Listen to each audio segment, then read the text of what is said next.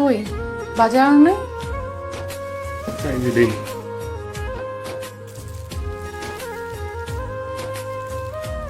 আজকেও ডিম খেতে পারবা? আমার তো সমস্যা নেই। আচ্ছা ঠিক আছে।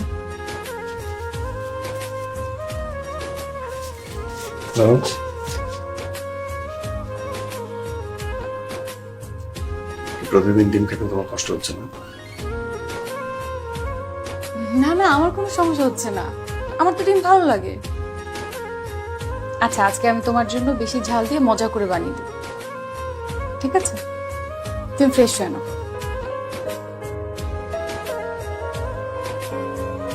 কি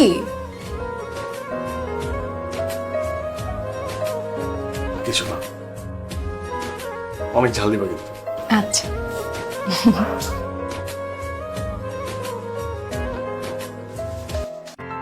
হ্যাঁ আম্মু। কিরে, কেমন আছোস? ভালো আম্মু, তুমি কেমন আছো? আমি এই তো ভালো। আব্বু কই? আমার কথা বলে না?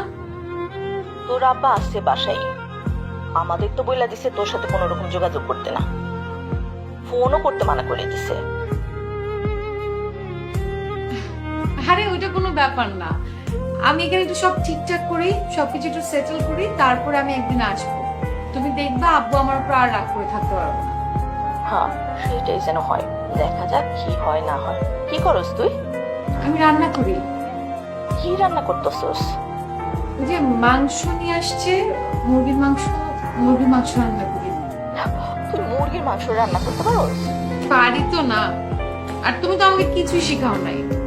এখন রান্না যেহেতু করতে হবে, তাই ইউটিউব দেখে দেখে একটু রান্না করার চেষ্টা করি। আগে যখন বলতাম রান্না করতে, তখন তো রান্না ঘরেই ঢুকতি না। এখন দেখ, কেন বলতাম তখন? এখন বুঝি। আচ্ছা, তোর জামাই বাজার সদাই করে তো? হ্যাঁ, বাজার সাথে করে মানে আমি যখন যেটা পছন্দ করি ও সেটাই নিয়ে আসে। ও জানে আমি বিফ চিকেন ছাড়া কিছু খেতে পারি না, ও সবসময় বিফ আর চিকেনই আনবে। আবার জানে যে আমি ছোট মাছ খাই না, সে কখনো ছোট মাছ আনবে না। আর সবসময় বাসা আসার আগে জিজ্ঞেস করে আমি কি খাবো, ওইটাও নিয়ে আসে। যাক, তুই তো মনের মতো একটা জামাই পাইছস, শুনে খুশি হইলাম। হ্যাঁ মা, দোয়া করি।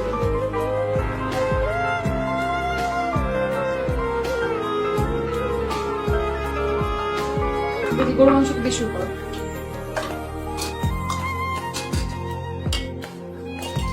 গরুর মাংস মানে গরুর মাংস করতে আসলো? ও ভাবি রান্না করছে, আমাদের জন্য একটু বাড়া রান্না করছে। আমি বললাম নিব না, তুই তো জোর করে দিয়ে দিল।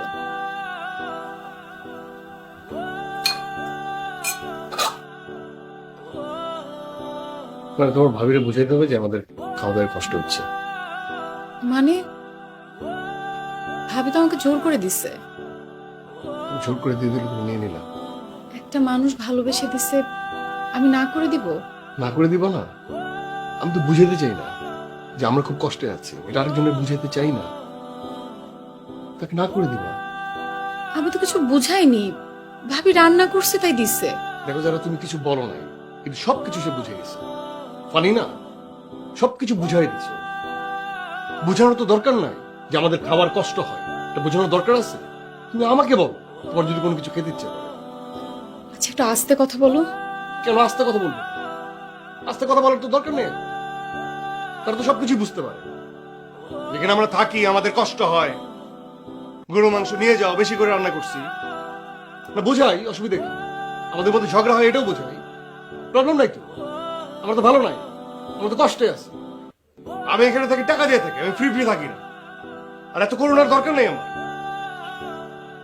সিমটি আমাকে অপমান করবে। আচ্ছা শোনো, আমি সরি, আমি যদি বুঝতাম যে আমি নেওয়াতে তুমি ছোট হবা তাহলে আমি নিতাম না। দেখো, কম্প্রোমাইজ করো, শুধু মুখে মুখে বললে হবে না, কম্প্রোমাইজটা করতে শিখো। আর কোনো প্রবলেম হলে সেটা আমাকে বলো, আমার সাথে শেয়ার করো। এইভাবে ছোট করার কোনো মানে নাই।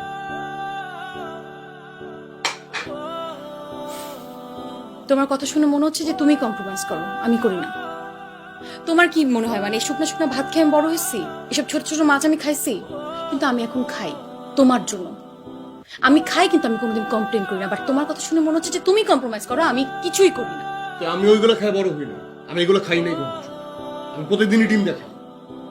এটা আমারও অযোগ্যতা যে আমি কামাই করতে পারি কম, সেজন্য সেইভাবে আমি গোছানোর চেষ্টা করি। কিন্তু আমাকে যদি তুমি বলতাম তাহলে আমি ঠিকই করে মাংস নিয়ে আসতাম। সংসার করতে হলে দুজনেরই কম্প্রোমাইজ করতে হয়।